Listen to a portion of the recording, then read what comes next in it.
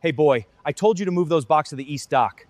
You deaf or just slow? My name is Tahvio. I've asked you not to call me I'll that. call you whatever I want. You're lucky you even have a job. Now move before I write you up again. You're being recorded right now. You understand that? What you just heard was not a scene from the 1950s. That exchange was captured by warehouse surveillance footage inside a United Parcel Service facility in Yakima, Washington, in the 21st century. And the man speaking to Tahvio Gratton that day, the man calling a grown professional boy in front of his coworkers and customers, was his direct supervisor. A man with the full institutional power of one of the largest corporations on the planet standing behind every word. Tahvio had heard that word at that facility more times than he could count. He had reported it. He had filed grievances. He had done everything the system told him to do. And for 3 years, the system did nothing. So Tahvio Gratton did something else. He got a lawyer. He walked into a federal courtroom. And on September 12, 2024, a jury of his peers looked at the evidence, looked at UPS, and handed down a verdict that stopped corporate America in its tracks. $237.6 million. The largest racial discrimination verdict in the history of the state of Washington. Quite possibly the largest of its kind anywhere in the United States. This is the full story, and every detail of it is real. Before we go any further, drop a comment right now and tell me where you are watching from. And if you have ever been called out of your name at work, ever been passed over for a promotion you earned, ever been made to feel like you didn't belong in a room you had every right to be in, this story is for you. Hit subscribe, because we tell the stories that boardrooms and HR departments pray you never hear. Stay with me. This gets bigger with every chapter. Tahvio Gratton was not someone who went looking for a fight. By every account, from coworkers, from union representatives, from the court record itself, he was a reliable, professional, hard-working employee who showed up, did his job, and asked only to be treated with the same basic respect afforded to everyone else in that building. He had joined UPS as a package delivery driver, working out of the Yakima, Washington facility, driving routes, meeting customers, doing what UPS drivers do. He was good at it. He knew his routes. He knew his customers by name. He showed up every single day and got the job done. Yakima was not a large city. It was the kind of place where everyone knew the UPS driver, where customers left cold water on the porch in summer and said thank you at the door. Tahvio had built relationships on his routes the way good drivers do, through consistency, through reliability, through showing up and treating people right. He had a family, a life outside those brown trucks and loading docks. He was, by any reasonable measure, exactly the kind of employee any company should want to keep. Then, in 2018, everything at that facility changed. A new supervisor came to the Yakima facility. A white male manager with direct authority over Tahvio's assignments, schedule, and performance reviews. From the beginning, the dynamic was different. Not just difficult, different. The kind of different that Black employees across this country recognize immediately. The slightly different tone. The slightly different standard. The way the same infraction that earned a white coworker a quiet word earned Tahvio a written warning. And then the word started. Boy. Not once. Not accidentally. Repeatedly, deliberately, and in front of other people. In the warehouse. In the loading bay. In front of customers on delivery stops. In front of coworkers who later testified in court about what they witnessed. Tahvio addressed it directly the first time. He told the supervisor his name. He asked him to use it. The supervisor's response, according to court testimony, was to smirk and walk away. The next day, he used the word again. And UPS, with its army of HR professionals and its published diversity commitments and its carefully worded employee handbooks, did nothing. The racial harassment was not limited to language. What the court record reveals is a comprehensive, sustained campaign of differential treatment designed to make Tahvio's working life as difficult as possible. He was repeatedly laid off in favor of white drivers who had less seniority. Under the union contract, seniority was the determining factor in layoff decisions. It was not being applied that way for Tahvio. White drivers with fewer years on the job kept their shifts. Tahvio went home without pay. He was assigned less desirable routes, the longer, harder, less efficient routes that ate more time and generated worse performance metrics. While white colleagues with comparable or lesser experience were handed straightforward suburban routes, Tahvio was given the routes that made his numbers look worse on paper. He was assigned vehicles that were older, less reliable, and more prone to mechanical problems. Problems that caused delays. Delays that appeared in his performance record. A performance record that was quietly building a paper case against him. And every time he raised his hand, every time he said, formally and in writing, that what was happening to him was wrong, the response from UPS management was the same. A closed door and a form letter that said his concerns had been noted. Have you ever reported discrimination at your job and watched the company do absolutely nothing? Have you ever been treated differently because of your race and been told you were imagining it? Drop a yes or no in the comments.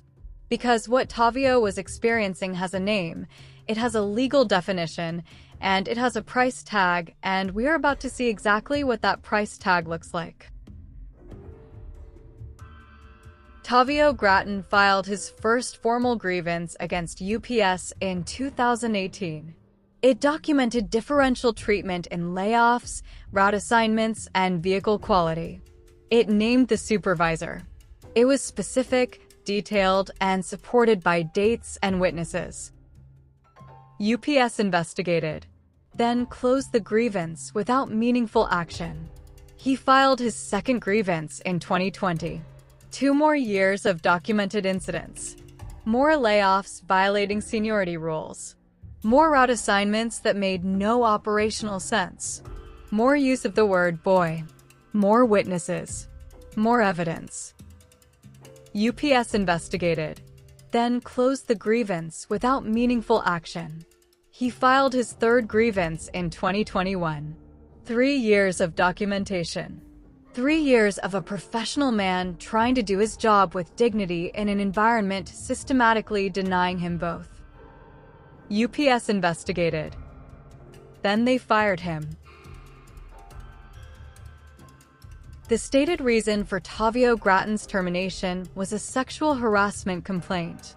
UPS alleged that he had touched a female coworker's back. Tahvio denied it. The account of what happened was disputed. The incident, whatever its precise nature, had never previously risen to the level of a firing offense at that facility. But the timing was what told the real story. 3 grievances filed. 3 years of documented racial harassment. And then, within months of the most comprehensive complaint, a termination on grounds that were, at best, ambiguous. Federal Judge Thomas Rice reviewed the case before trial and put it plainly. He ruled that a reasonable jury could find Tahvio was fired in retaliation for speaking out, that UPS's stated reason for the termination was pretextual. A cover story constructed to justify an outcome already decided. Tahvio had spent 3 years trying to fix the problem from inside the system. He had used every channel available. He had documented everything. He had been professional, patient, and persistent. Now he was going to fix it from the outside, in federal court. The lawsuit was filed in the U.S. District Court for the Eastern District of Washington. The legal team, led by attorney Dustin Collier, built a case on 3 pillars. First, racial discrimination.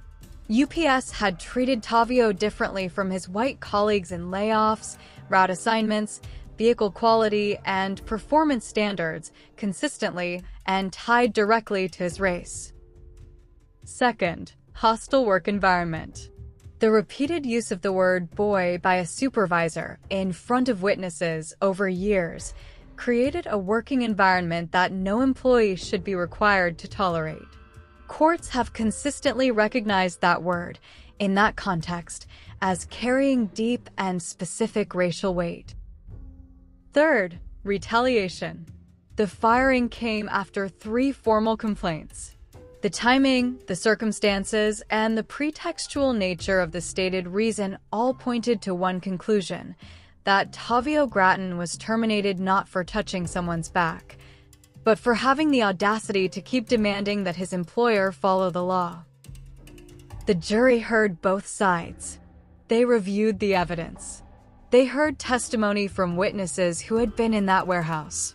They listened to a corporation explain why calling a black man boy repeatedly was not a fireable offense, but touching someone's back was. Then they went into deliberation. And when they came back, what they wrote on that verdict sheet made legal history in the state of Washington. September 12, 2024. U.S. District Court, Eastern District of Washington, Yakima. The jury awarded Tahvio Gratton $39.6 million for emotional distress, humiliation, pain, and suffering. Then they awarded him $198 million in punitive damages. Not compensation for what was taken. Punishment for what UPS did. A financial penalty designed to send a message so loud that a corporation with $67 billion in annual revenue would hear it and flinch. Total verdict: $237.6 million. Dustin Collier stood outside the courthouse and said, "We thank the jury for seeing the truth, vindicating our clients' rights, and sending a powerful message to UPS that our communities will not tolerate racial discrimination, harassment, or retaliation." UPS said they were disappointed and intended to appeal. Tahvio Gratton said nothing to the press that day. He didn't need to. The verdict said everything. $237.6 million. Is that number enough? Can any dollar figure compensate for 3 years of being called boy by your supervisor while the company looked the other way? Drop your answer in the comments. I genuinely want to know what you think. The verdict landed like a thunderclap across corporate America. Legal analysts noted immediately that the $198 million in punitive damages was calibrated specifically to hurt. UPS generates roughly $67 billion in annual revenue. A settlement in the tens of millions would have been a rounding error on their quarterly report. The jury had clearly done the math and decided a rounding error was not a sufficient deterrent. Employment law attorneys across the country immediately sent the verdict to their corporate clients as a reminder of what systemic indifference to racial harassment actually costs when it reaches a jury. Not a diversity training seminar. Not a policy memo. $237 million. Black workers shared the story everywhere. In break rooms and group chats and family dinners. Because Tahvio's experience, the differential treatment, the ignored complaints, the retaliatory firing, was not a story that felt foreign. It felt familiar. That was the part that hit hardest.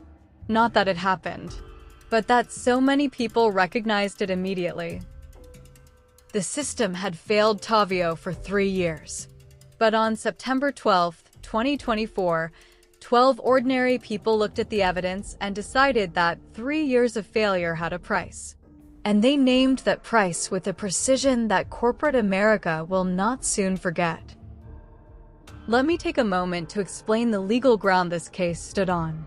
Because your rights as a worker are only as powerful as your knowledge of them. Title VII of the Civil Rights Act of 1964 makes it illegal for any employer with 15 or more employees to discriminate on the basis of race in any aspect of employment, hiring, firing, pay, job assignments, promotions, layoffs, or any other term or condition of work. A hostile work environment claim requires showing that harassment was severe or pervasive enough to create conditions that a reasonable person would find intimidating or abusive. Calling a black employee boy repeatedly over years in front of witnesses meets that standard. Courts have consistently recognized that word, in that context, as a racial slur with specific historical weight. A retaliation claim requires showing that you engaged in protected activity, which includes filing a discrimination complaint, and that your employer took adverse action against you because of it. Tahvio filed 3 grievances. He was fired after the 3rd. That is a textbook retaliation pattern. Know these laws. Write them down. Because the most powerful thing any worker can carry into an HR office is the knowledge that the law is already on their side. 5 things to take from Tahvio Gratton's story. Not just as history, as tools. 1. Document everything. Every incident, every date, every witness, every word. Your memory is not enough. A written record is a weapon. 2. Use formal channels and keep copies of everything you submit and everything you receive. When a company fails to act on a written complaint, that failure becomes evidence. 3. The timing of retaliation tells the story. If adverse action comes shortly after a complaint, that timing matters legally. Document the sequence. 4. Corporate investigations are not neutral. When a company investigates itself, it is managing liability, not seeking truth. Your protection is the law and a good attorney. 5. Do not settle for less than you deserve out of fear. Tahvio could have taken a small, quiet settlement years ago. He didn't. And because he didn't, $237 million just rewrote the standard for what racial discrimination in the American workplace is worth. He didn't just fight for himself. He fought for every worker who comes after him. Let me tell you what Tahvio Gratton's story is really about. It is not about one supervisor with a vicious vocabulary. It is not about one company that failed to read its own handbook. Those things matter, but they're the surface. The deeper story is this. Tahvio did everything right. He reported the problem. He used the proper channels. He gave the system 3 separate opportunities to correct itself. And the system, every time, chose the supervisor over him. That is not an accident. That is a pattern. And patterns, in a court of law, are evidence. What changed was not the system. What changed was the arena. When Tahvio moved the fight from the HR office to the federal courthouse, he changed the rules. He put the evidence in front of 12 people who had no institutional loyalty to UPS. No career to protect by looking the other way.